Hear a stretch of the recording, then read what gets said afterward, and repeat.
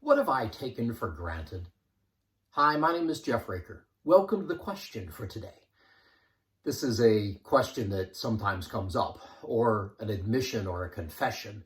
I've taken that for granted only at the end of some disaster, some poor decision, some bad ending. What have I taken for granted? What am I taking for granted? What is it that I am counting on that I don't control?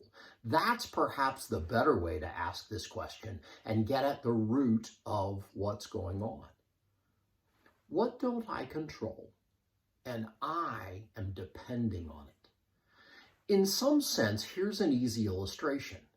When we take on financial debt, we are counting on the job and the paycheck to come help pay for that in the future. Even before the pandemic and all that is going on in our world today, that really isn't something we control. What have you taken for granted? What are you taking for granted?